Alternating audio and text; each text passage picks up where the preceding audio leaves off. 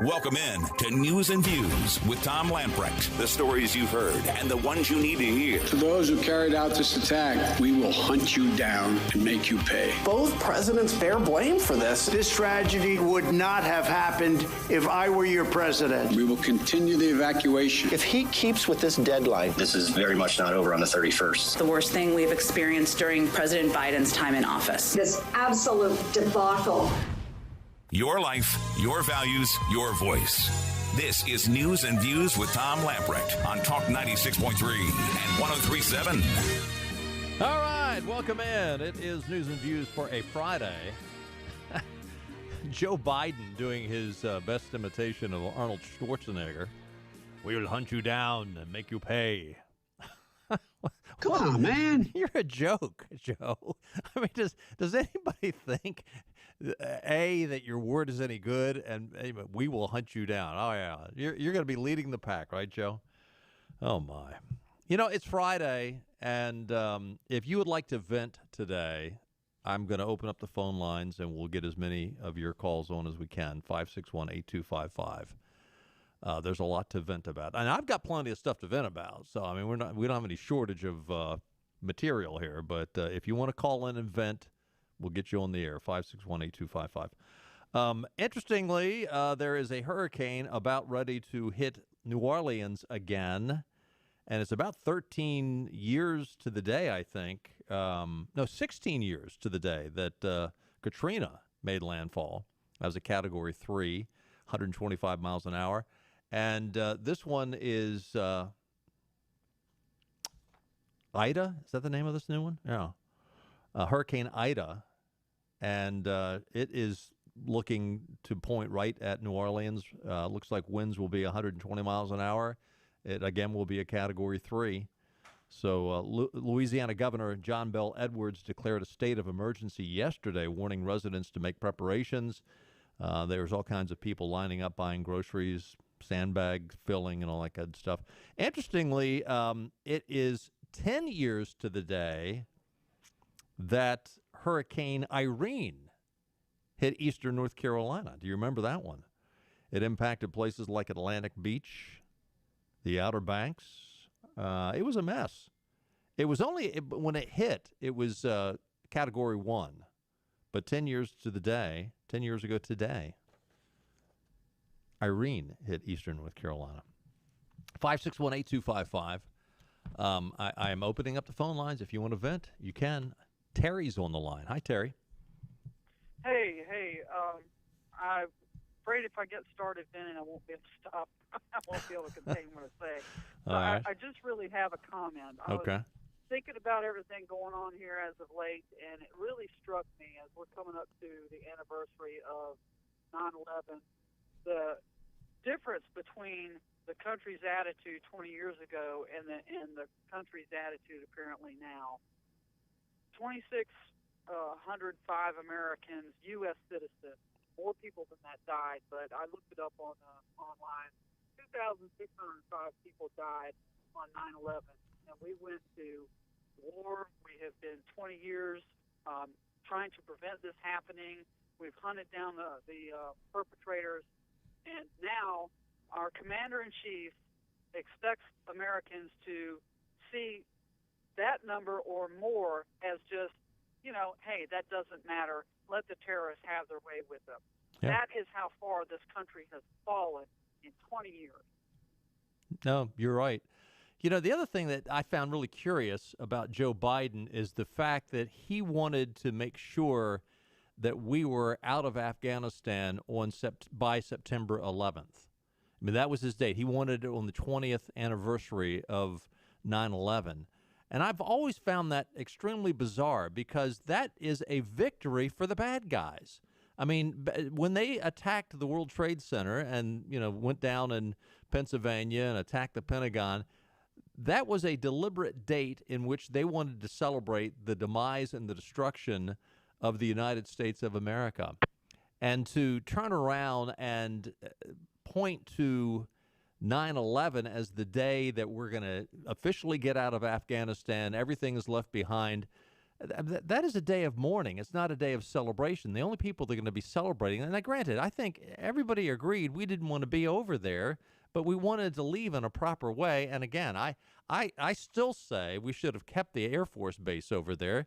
It's near China. We needed something in the Middle East, and we could have. We've got bases all over the world, so we have another base in Afghanistan, and it would have been a controlling element to what was going on in that country. But nonetheless, we're gone, and yeah, there's going to be some celebration on 9/11, but it's not going to be. It's going to be mostly by the jihadists. A grade school kid could have planned a better withdrawal. Yeah. Well, in the sense that you would have just a little bit of common sense that if a child is going to leave and go somewhere, they would make sure that they've got their ducks in a row. Now, it might be just making sure they pack their teddy bear and their pillow and those kind of things, but we didn't do anything. Joe just got out of there as quick as he could. And again, I can't just blame this on incompetence. I can't. I think there's more nefarious than that. Yes, I would agree. But that flip attitude about, oh, well, we've always left people behind in all conflict. No, we haven't. Not Look, we didn't leave Bo Bergdahl behind. I mean, Obama, we leave no man behind. So this guy is a traitor, and we go and get him. But we have Americans and people who helped us win the war over there, drive out ISIS and the Taliban. Joe Biden and his cabinet and all them people are traitors. They left all those people, and they left our proprietary military information in equipment. Oh, yeah. For the entire world to be able to ransack. Oh, yeah. If that isn't treason, I don't know what is. Oh, and then they hand over to the Taliban a list of all the Americans and all the Afghan allies. I mean, the Americans might get out, but those people that helped us, they gave the list of those names? I mean, why don't you just go out and shoot them yourself? Exactly. Unbelievable. Exactly. Terry, good to hear from you. Thanks for listening. Thanks for the call. Appreciate it. The News and Observer is reporting that Republican members of the North Carolina congressional delegation are a little upset with Joe. Representative Virginia Fox, Representative Richard Hudson derided Joe's incompetence. Greg Murphy, whom we talked to yesterday on the program, called for Biden's resignation. Madison Cawthorn went one step further, sending letters to Kamala Harris and Biden's cabinet officials asking them to invoke the 25th Amendment, which allows them along the vice president and the cabinet members to basically say he's not fit for duty, which he's not fit for duty. But again, as Greg Murphy said yesterday, our problem is second in line is Kamala Harris, third in line is Nancy Pelosi. It's interesting, even Democrats are starting to turn on Joe. Democratic Congressman Seth Moulton, Marine Corps veteran. I don't know why he's a Democrat, but he is. He was one of the two congressional members of Congress who traveled to Afghanistan earlier this week. He told MSNBC this morning, this is cut one, Clark, told MSNBC this morning that the United States doesn't have a plan to get Americans or Afghan allies out of the country before August 31st. Yeah, the White House and the president said again yesterday, we're sticking to the August 31st deadline. We're getting out, but we're committed to getting Americans out after that date. What does September 1st look like based on what you saw yesterday? American fighting forces have left, but we still want to get Americans out. We still want to get some Afghan wartime allies out. How do we go about that? Look, here's the blunt answer, Willie. I don't know, because we don't have a plan. I mean, everything that's happening right now, these extraordinary numbers of people that we're bringing out, it's because of these heroic efforts by our troops and our State Department diplomats, young consular officers trying to sort through immigration paperwork. It's because of their heroism on the ground that we're saving so many people, not because anyone in Washington gave them a plan. Now, that was the PG version of what he said. The adult version of what he said, the Seth Moulton, Democrat from Massachusetts, the adult version was the Biden administration's withdrawal from Afghanistan has been a effing disaster of epic proportions. The thing that everybody needs to understand, even if you completely agree with the Biden administration's decision to withdraw, the way they have handled it has been a total effing disaster. That reported by New York Magazine. So just yesterday, White House Press Secretary Jen Psaki reiterated the United States military will leave Afghanistan on August the 31st, even if all Americans stranded there and unable to get out. And, of course, Jen Psaki was upset with Peter Doocy earlier this week because he used the word stranded. They will be stranded there. Quote, we will continue to work to get people out of Afghanistan even after the 31st, and we will need to coordinate with the Taliban in order to do that, Psaki said. I'm not going to label that a partnership or anything other than continued coordination. She went on to say we're continuing to work to get every American citizen that wants to leave out before the 31st, she continued. Just 2 days ago, however, this is cut 2, just 2 days ago, Psaki was once again asked by Peter Doocy, was there a concern that one of the Afghan evacuees went to Qatar, was part of the evacuation. He got over to Qatar. Turned out he was a member of ISIS. Does that concern you, Peter Doocy asked? Well, first I would say we have a stringent vetting process which includes background checks before any individual comes to the United States. So I can't speak to one individual, but I can tell you and confirm for you that we take the vetting of any individual who comes to the United States and comes out incredibly seriously. And it's an extensive process. I would say that this is now on track, Peter, to be the largest airlift in U.S. history. And that is bringing American citizens out. It is bringing our Afghan partners out. It is bringing allies out. So no, I would not say that is anything but a success. So Jen Psaki would not classify the situation in Afghanistan as anything but a success. Now, granted, she said that before 13 of our service personnel were murdered yesterday. Is it 90? I think 90 to 100 Afghanis were hurt, killed. No, hundreds more were hurt. 90 were killed. Now, what's interesting is the number of other high-ranking Obama officials that are speaking out loud what everyone else is thinking about bungling Biden. Take a listen to this compilation of comments from these Obama officials. This includes, now, obviously I can't tell you who they are as they're speaking, but what you're going to hear in just a second, comments from Obama officials, including former Secretary of Homeland Security Jay Johnson, he was under Obama, former CIA director under Obama, Leon Panetta, Ryan Crocker, one of the U.S. ambassadors to Afghanistan under Obama, Obama's senior advisor David Axelrod, David Petraeus, another of Obama's CIA directors, and James Cunningham, another ambassador to Afghanistan. This is what they are saying, and this is all just within the last week, what they're saying about Joe Biden and this bungling that's going on.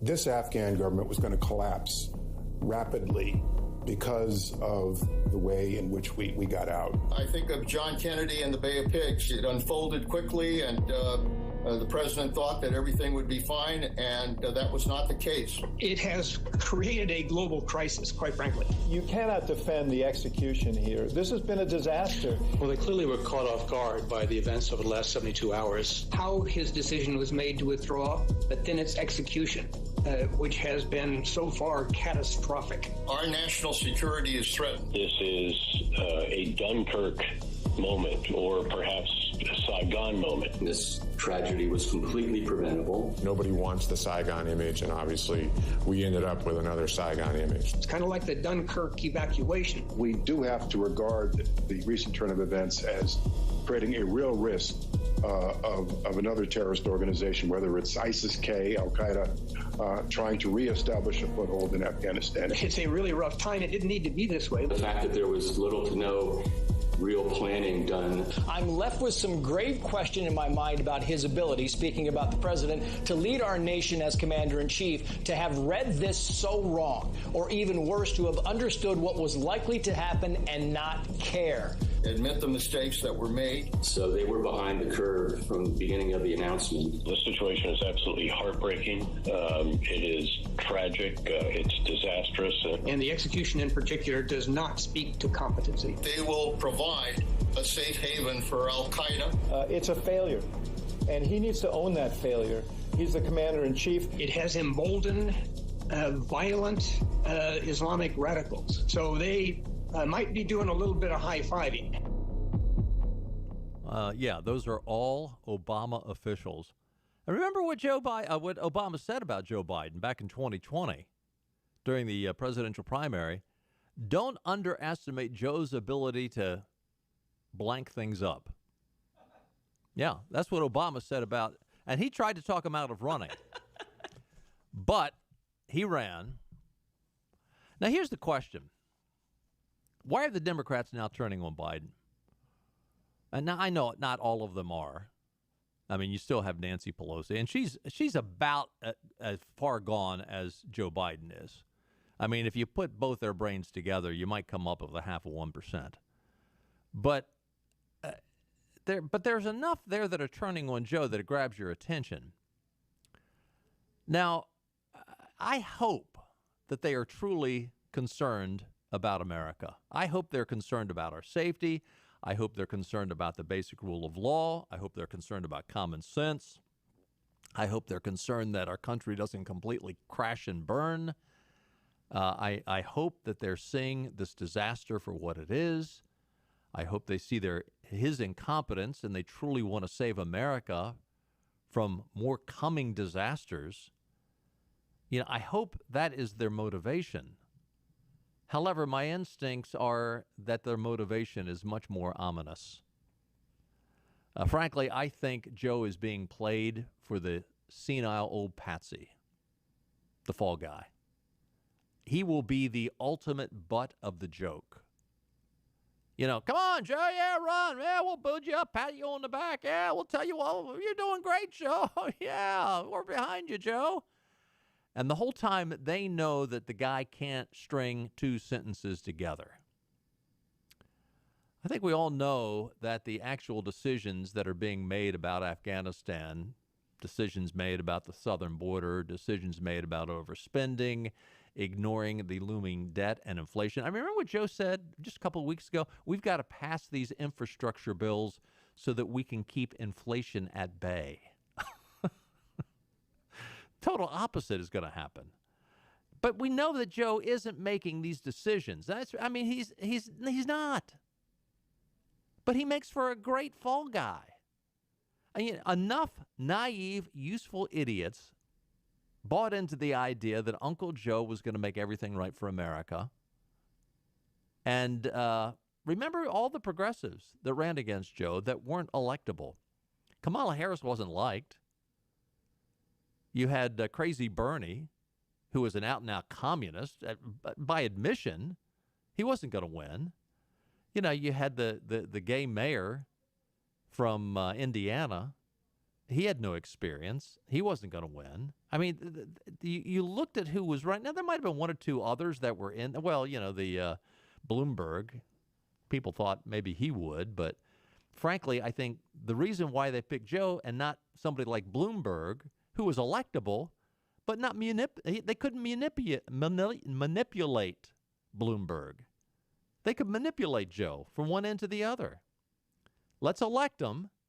Then he'll be the fall guy. He'll be the patsy, and we'll get in a true progressive. And there's nothing they can do about it. We'll get in Kamala.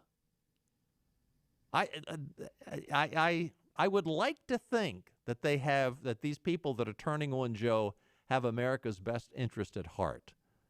But I don't believe it. Sorry. We've got to take a time out. If you want to get on the air with us and express yourself, 561-8255. I promise we'll get to your phone calls as soon as we get back. And we're on vacation at one of my favorite places in the whole planet because this is some of the best food you're ever going to eat in your life. We are at Nino's on Red Banks Road in Greenville. It's one of my hangouts. It's one of the places that I love. I got my friend Pietro Pasalacqua. How'd I do? You did great. Let's talk about the food. What makes this place? I know it's special Italian from authentic Italians, but tell us why it's so special. because everything we do, it's really what we came up on the menu from what we did at home, from my grandparents, my parents. So it's exactly what we eat at home, and that's the way we cook. That's why it's special. And the atmosphere in this place is special also. From the bar to the two dining areas, you got two different dining areas, and now the weather's nice, so there's going to be a lot of folks that want to eat outside. Yeah, we have two rooms. One room is designed a little different. We're also working on the patio to make it more attractive and more useful in the summer with a cocktail service. And we're always improving our services. And, of course, my friends here, my buddy, Chef Massimo, who I love, and Sal and Pietro, you guys do a great job here. Not just Italian, but I had a great pork chop here the other night. You got great steaks, too. Mm-hmm. Yes, we're also adding filet mignon in the future on our menu. And Massimo is coming out with a really good side dishes for it. And so we're really excited to come out with new meats and fish dishes. All right, Nino's on Red Banks Road in Greenville. Same people that give you Marabello's and the great pizza that you get at Marabello's, but this is fine dining at Nino's. If you haven't been here, you don't know what you're missing. Come see them at Nino's on Red Banks Road. And Pietro, what is that famous saying about Nino's? The food that you enjoy with people that you love. Top Dog Academy is Eastern North Carolina's complete dog training facility. Top Dog provides an excellent environment for dogs of all ages with training services and work week daycare. Top Dog is located on Highway 43 South, just 4 miles from Bells Fork, and features a comfortable, healthy environment and a spacious facility for daycare and a brand new, beautiful facility for training. Call 752-8215 or visit TopDogOnline.com. Come on out Highway 43 South to Top Dog Academy, where we know dogs. Living easy is the sound of children laughing as you make memories with neighbors and friends. It's the sound of nothing at all. It's the smell of the salt air. Hear the waters against the marsh grass. See the beauty of our coast. Bow Coast, located in Beaufort, North Carolina. Southern Living's best small. This is your Drive at 5 and ENC with Tom Lamprecht. Welcome back to News and Views on Talk 96.3 and 103.7. Welcome back in. 27 minutes past the top of the hour. Gary from Greenville has been waiting patiently. Gary, welcome in. Good to have you with us. Thank you, Tom. Thank you, Tom. How you doing, man? We're hanging in there. It's been a rough week, but we're hanging in there. Yes, it has. Yes, it has. I just want to make a comment again. I've called a couple times this week and talked to you, but my comment being about Biden, if we get rid of him somehow or another, of course he's not going to resign, and even if they did the 25th Amendment on him, and then we got Kamala Harris to become in charge, does anybody really think with any kind of decent thought that the Muslim countries or the communist countries, i.e. Russia, China, North Korea, would have any respect for her, looking how the Muslim countries treat their women? Does anybody think that she would have any kind of weight to throw around? I mean, because they just don't. A woman is a third-class citizen in these countries. They don't care about women. Well, and then the American president is going to be a woman. Do they really think that that's going to make any difference whatsoever? I mean, it's going, Well, I don't think the progressives in the United States care. I mean, to answer your question, you've answered your own question. No, those countries, those other countries, are not going to stand at attention and salute to Kamala Harris. But I don't think the progressives in the United States, I don't think they care. And quite frankly, it's interesting because they always talk about, how, can't be isolationists. Now they're one worlders, but to be honest with you, right now their concern is making the United States as liberal as they can possibly make it. I mean, now I am not, I'm not pro-jihadist or pro-Muslim, but my goodness, in some ways there are certain aspects to the Muslim faith that have got more more decency when it comes to certain things, and in terms of modesty than we have in this country. I mean, I'm not promoting it, and I'm not giving a nod to it, but I'm just saying there's certain things that we have gotten so far out of kilter over here with transgenderism and everything else that it's just gotten crazy. Yeah, we're a rock and a hard place here in this country. Well, right now we are, and as I said yesterday, boy, we got. I mean, and I say that now I'm a Christian and I believe in prayer, but boy, I'm telling people that you better get on your knees and pray hard, and get your mess together and pray hard and ask the Lord for His divine intervention, because right now, I don't.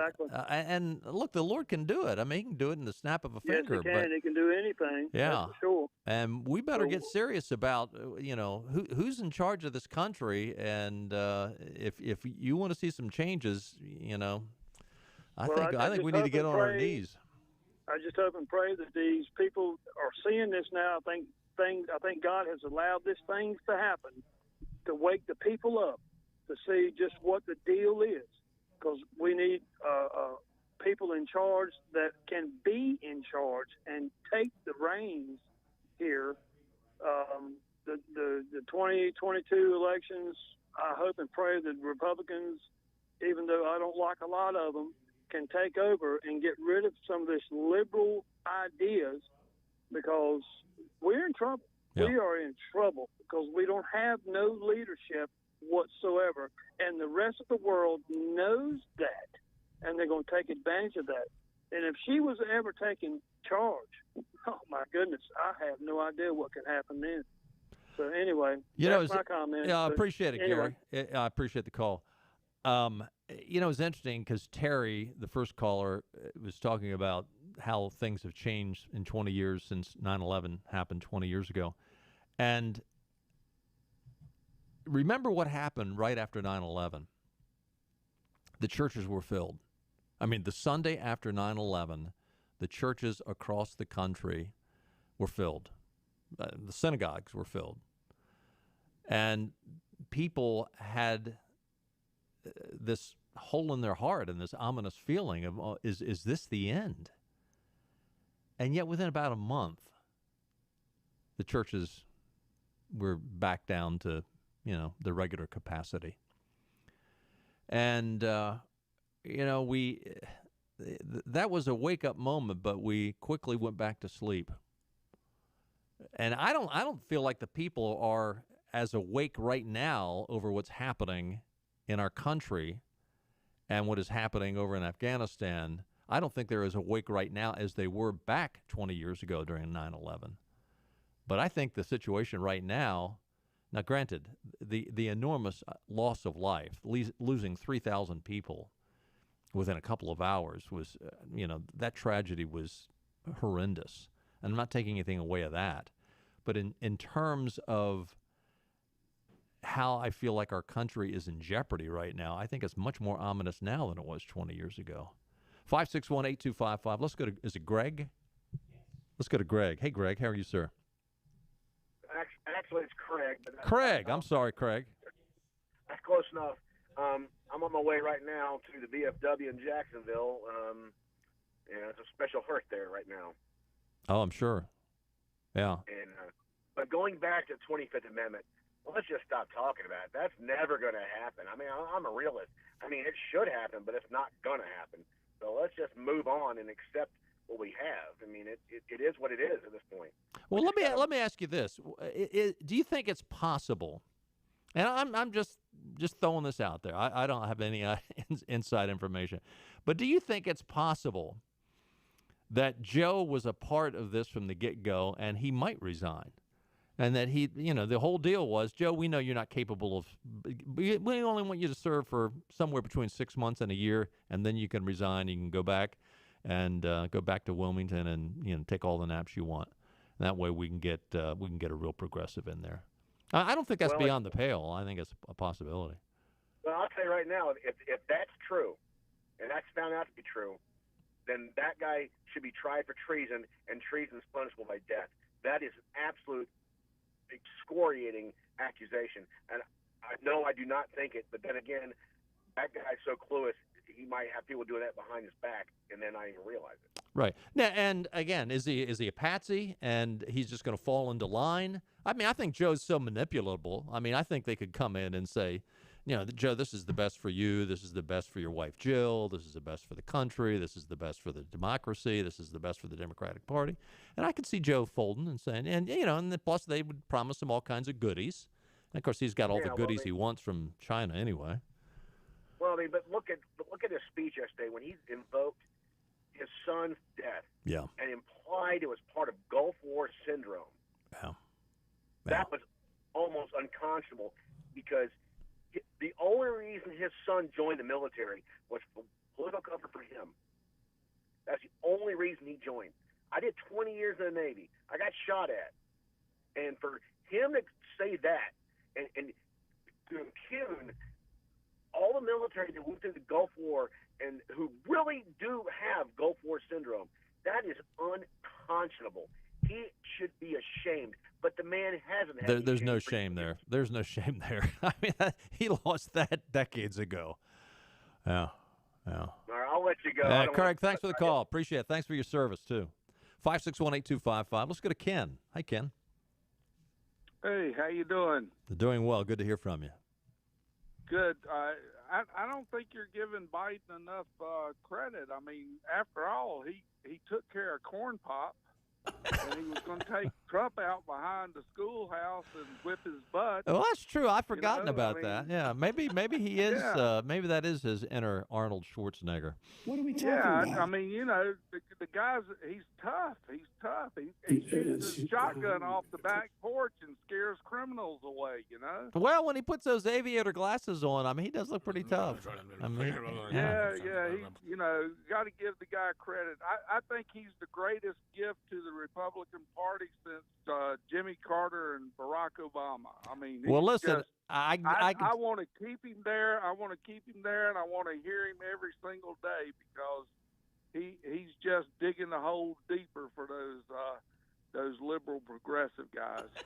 Well, Jimmy Carter is probably, he's in the latter days of his life. And I'm not trying to be ugly. I mean, Jimmy's up there in years, and he's in the twilight days of his life, let's put it that way. And he probably thanks the Lord every day that he is now not the worst president in the history of the United States. That's true. Exactly. I agree with you 100%. I mean, Joe Biden is saving Barack Obama and Jimmy Carter from being the worst president in history. Yep, for sure. Hey, Ken, I appreciate your sense of humor. Appreciate it, man. 561-8255. If you'd like to join us, we're going to take another time out. If you'd like to vent a little bit on this Friday, love to hear from you. Stay with us. We'll be right back.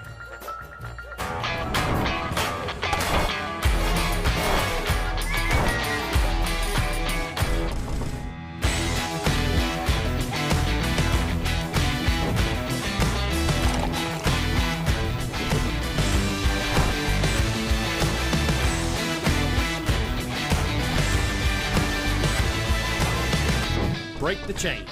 Eat local. Tiebreakers. Hey, this is Hank Hinton back here at Full Service Flooring in Winterville. I'm here today with Corey Little, who's the operations manager here at Full Service Flooring. Corey's been here 6 months, but you've been in construction a long time. Tell us about what you do here at Full Service Flooring.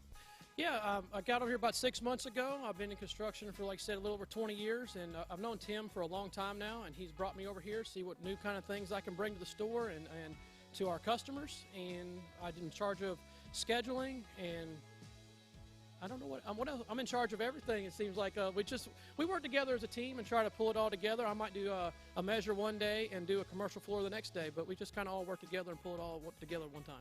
So what's new in flooring? What is the hot new thing? The hot new thing is LVP or LVT, depending on what you're looking for, which look you're looking for. It's a waterproof product. It's absolutely fantastic. You can't really beat it. A lot cheaper than hardwoods? It is definitely a cost-effective alternative to hardwoods, yes, sir. So, Corey, how is business right now? And business is good. Despite the pandemic, we're still seeing a lot of new customers in the store, and we get an opportunity to introduce our products in a lot of different situations right now. Corey, you've got a lot of experience in the construction industry. How is that helping you here with people, helping people with flooring here at Full Service Flooring? Sure. I try to take the experiences that I've gained over my time in construction to help apply that to the flooring, whether it be with what the structure is made out of, the subfloor that we're going over top of, or maybe even just how it coordinates with your kitchen cabinets in construction or in your bathroom and how the tub and everything all ties together. And a customer can just come here and see you anytime? Absolutely. We're here 6 days a week, and we just love to see a new customer in here anytime. They can always call us and schedule something with us so we can make sure we have our time allotted for them. Corey, thank you so much. That's Corey Little here at Full Service Flooring. Come see these guys. They're on Tilco Drive in Winterville, 756-9308 and fullserviceflooring.com.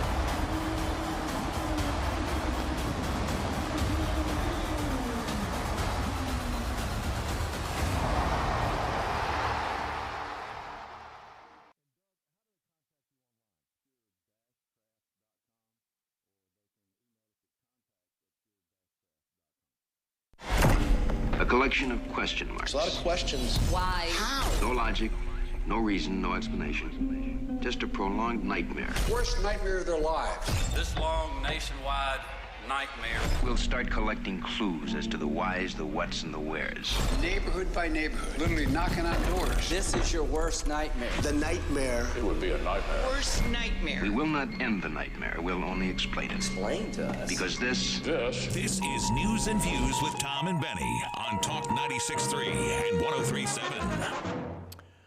By the way, did you hear that that genius Ilhan Omar yesterday, the same day that the 13 American service members were killed, she decided that she would retweet the picture of the front page of the New York Post, in which she said on 9/11 that was when some people did something. And obvious poke in the eye to America. This woman is a member of Congress. Now, she got all kinds of pushback.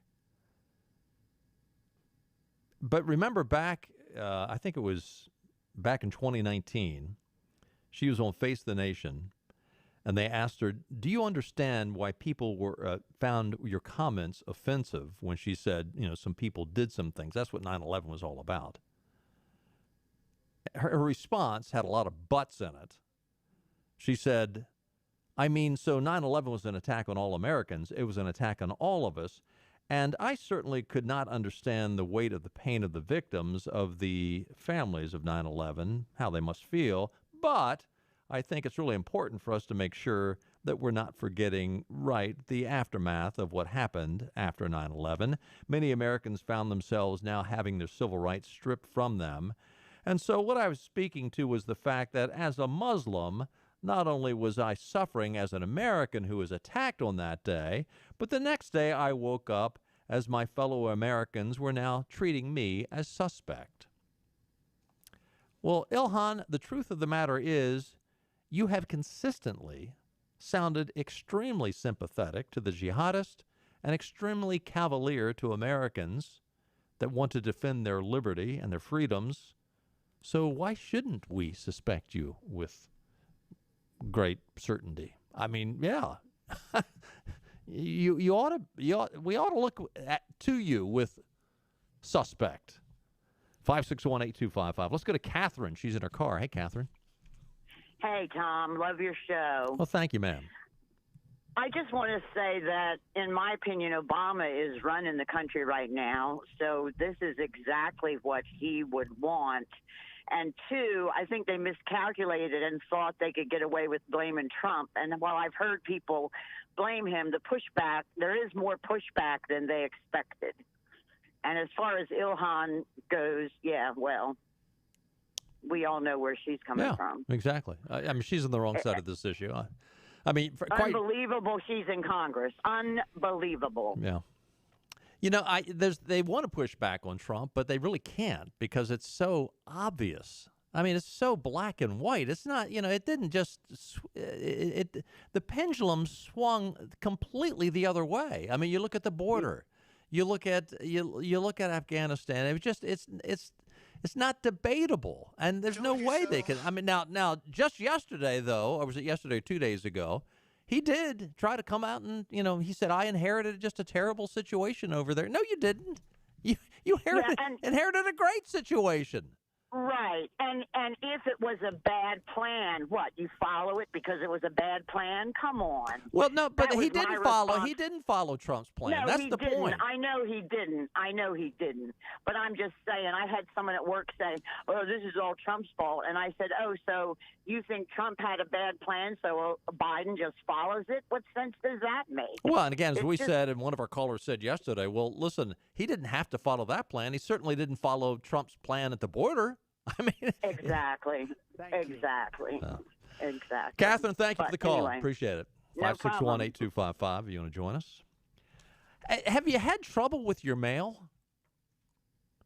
We have. I mean, at our business, for years and years. Now, granted, I understand more people are sending stuff email, but still, we get mail at our business every day.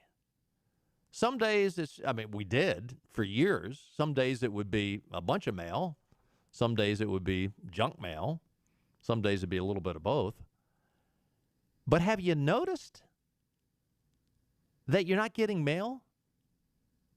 I mean, we're getting mail now maybe 2 or 3 days a week out of 6. Maybe 2 or 3 days a week. I bet this week we've gotten mail 2 days. Didn't have any mail yesterday. Didn't have any mail today. I think we had some on Monday and maybe on Wednesday. The News and Observer. I mean, the News and Observer is like a broken clock. It's right twice a day. News and Observer is reporting jammed mail sorting machines, low employee availability, and poor tracking led to more than 1.4 billion pieces of mail being considered delayed at the U.S. Postal System's Raleigh Processing Distribution Center over a 15-month period in 2020 and 2021, according to a new audit of the facility. The report released this month by the Postal Service's Inspector General's office focused on the center on Floretta Place, which serves all of eastern North Carolina. The report includes 5 recommendations for improving operations at the center. All were accepted by the center's management. Did they have a choice? I mean, they're going to give these recommendations from the Inspector General's office. Like I said, no, we're not going to accept that. They didn't have a choice. They had to accept it. The question is, will they do anything about it? The center failed to meet its goals for processing priority mail, though the audit was unable to determine how much of an impact it had on those getting the mail. Well, I can tell you right now, we ain't getting it. At certain points, the center was meeting its timeliness standards at 51%. The standard goal is 95%. During the 15-month audit period, the Raleigh Center had the 9th highest volume of delayed dispatch containers, 112,302. Unfortunately, that they were number 9. Number 8 was in Charlotte, 114,494. One of the few functions that the federal government is supposed to have is the postal system. I mean, we're into all this other garbage, the new Green Deal, and, we want to subsidize everything. And, oh, my gosh, the only thing, one of the few things that the federal government is actually supposed to be in charge of, and we can't do it, the mail service. We got to take another time out. Stay with us. We'll be right back. Got a trade? Now's the time at Greenville Toyota. Never in history has your trade been worth more. Get paid today. Then get a new Toyota hot off the delivery truck. Hurry before they're gone. Like Camry's $199 a month. Rush to Greenville Toyota. Anything could happen ever since I met you.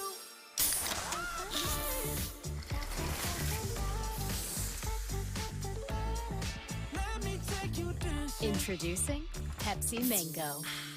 Air Service is back at Pitt Greenville Airport, offering safe, clean facilities and flights from American Airlines. That means the short commute, quicker lines, and better prices that get you where you're going fast and easy. See it for yourself. There's great things inside at Pitt Greenville Airport. Sawyer's Fun Park in Winterville is now open. With over 40,000 square feet of family fun, daily money-saving deals, and a full-service restaurant, Sawyer's Fun Park is guaranteed to have something the whole family will love. Test your ninja skills on our 2-story obstacle course or head over to one of our 5 rock walls and race your friends to the top. And when you've worked up an appetite in our laser tag arena or our one-of-a-kind ropes course, grab a table over at the restaurant and try our world-famous Southern Monster Fries. Reserve your spot today at SawyersFunPark.com and come join in on the fun. My name is Dr. Neeti Armistead, Chief Medical Officer for Vidant Health. The following simple steps will help keep you and your community safe. Stay home as much as possible, wear a mask when out in public, avoid large gatherings, practice social distancing, and wash hands often. It's also important not to delay needed care. Vidant has taken important steps to provide you and your family with a safe environment. Learn more about COVID-19 and Vidant's response. Call 252-847-8000 or visit vidanthealth.com/COVID-19. Acre Station Meat Farm, along with Lane Angus Beef, bring you Farm to Fork Beef. Stock your freezers now with affordable beef boxes just in time for the grilling season. Farm to Fork Beef brings quality local beef to your family. From your traditional butcher shop, Acre Station Meat Farm. Come on down to Acre Station Meat Farm and find out why we're #1 in fresh cuts and friendly service. Acre Station Meat Farm, Highway 32 North, Pinetown. This one's for everyone who spends the amount of time it would take to watch a movie, agreeing on which movie to watch. You've compromised enough. Pepsi Zero Sugar. Air Service is back at Pitt Greenville Airport, offering safe, clean facilities and flights from American Airlines. That means the short commute, quicker lines, and better prices that get you where you're going fast and easy. See it for yourself. There's great things inside at Pitt Greenville Airport. Toyota shoppers, now's the time at Greenville Toyota. Shipments of factory fresh Toyotas are arriving daily and being sold almost immediately. Like Corollas for $189 a month. Get yours. Back to news and views. Talk 96.3 and 103.7. This is unbelievable. Virginia's Gloucester County School Board is paying $1.3 million in a settlement with a trans former student who was upset they couldn't use the bathroom that corresponded with their gender identity. Gavin Grimm, who was born a biological female, was told in 2014 that she could not use the boys' bathroom at the school. So they have now settled with her for $1.3 million. Unbelievable. Who we say that? Tony? Tony! Hey, Tony. Hi. Hey, how are you, ma'am? I'm fine. Hope you are. I wanted to talk about the mail because, you know, the mail carriers are not just mail carriers now. They're the paper carriers, too.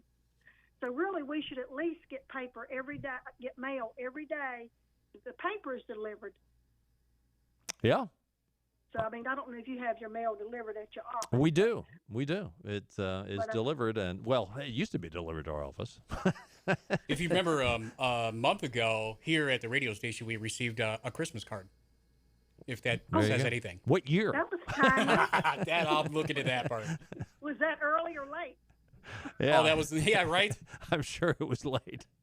But, well, my neighbor noticed, she noticed Friday night that the mail came at 11 o'clock p.m. in the pouring rain. They're out delivering mail at 11 o'clock at night? That's what she said. Wow. And I know I didn't get my paper Friday. I didn't get it till Saturday, and it was all crinkly, so I know it had gotten wet.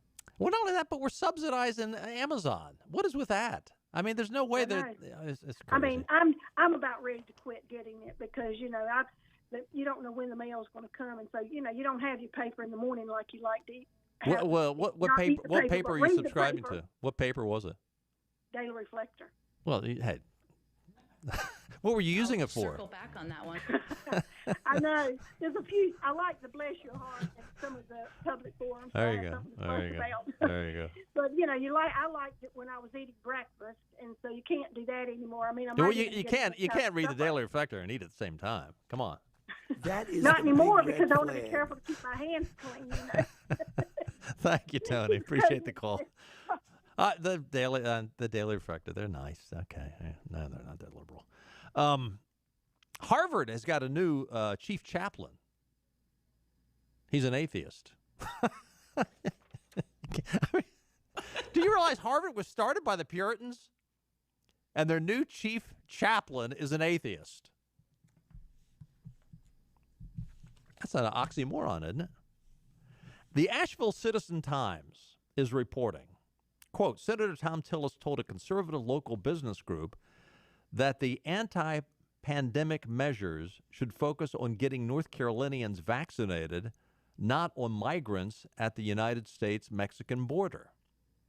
Quote, if you look at a state like North Carolina, even absent the possible threat of spreading through illegal crossings, we've got a real problem here with people not getting the vaccine, Tillis said to the Council of Independent Business Owners yesterday. The recently reelected Republican statement in the Zoom meeting with the group, the Council for Independent Business Owners, flies in the face of right-wing claims that the surge of Central American migrants is driving the country's current COVID-19 spike. Tillis answered questions from the Council of Independent Business Owners, past President John Carroll, about the COVID-19 and migration, as well as the pandemic aid infrastructure, Afghanistan, and the January 6th riot, clashing with Carroll over his characterization of the participants in the incursion into the legislative chambers. Tillis told the group that he was alarmed about the record number of migrants, immigrants, and the asylum process that he said was likely allowing people from a criminal element to slip into the state. But he pushed back when Carroll asked whether immigrants were making the problem worse in the state. Tillis said he didn't believe unvaccinated and untested immigrants represented a threat. So I would say that may be a factor, but I think the biggest factor right now is we've got too many people refusing to get vaccinated. So the illegals aren't the problem. It's you not getting a vaccination. Hey, have a great weekend. Pray for America. See you on Monday. Bye-bye, everybody. All right, all right, all right.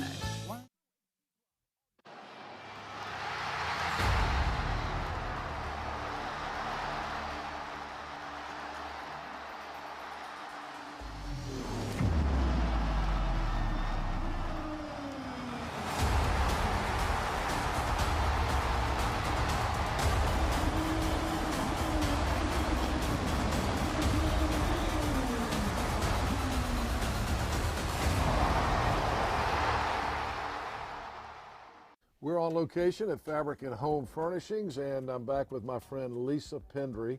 And Lisa's been telling me about all the great renovations that have been going on here in the store, and I've been looking around, and it looks fantastic. Tell us what you've done here. Well, we've knocked some walls down, we've painted, we've added some new vendors, lots of new exciting things going on. So we're making room for everybody to get what they need to transform their homes. Looks fantastic in here. Last time we talked, you were saying that you were able to deliver a lot faster than most other furniture stores. Is that still the case? It is. It's changed a little bit, but we're still looking at around 8 to 10 week delivery, and we do sell our floor samples right off the floor. All right, we always say that Fabric and Home Furnishings is more than just a fabric store, so tell us what the more is all about. What when people come in, what should they expect? Well, we love to get to know our customers. I have the best crew I've ever had, and everybody on my team is an interior designer.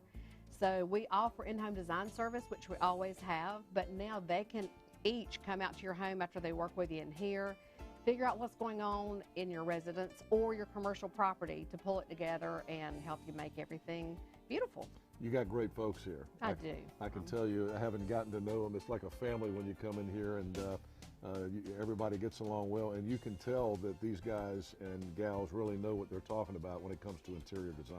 They do, and that's really what makes us different. We offer complete in-home design service. We don't charge a by-the-hour fee. It's a flat one-time fee. We work with you in here, in your home, in your business, and help pull everything together. All right, it's more than just a fabric store. Fabric and Home Furnishings in Arlington Village. Come see this lady. She's fantastic. Fabric and Home Furnishings. Come see the renovations here in Arlington Village. And thank you for the visit today. Thank you, Henry. All right, you got to come see what they've done in the store here on Arlington Boulevard in Arlington Village.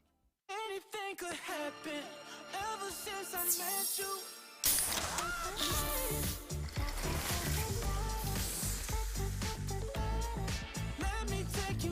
Introducing Pepsi Mango.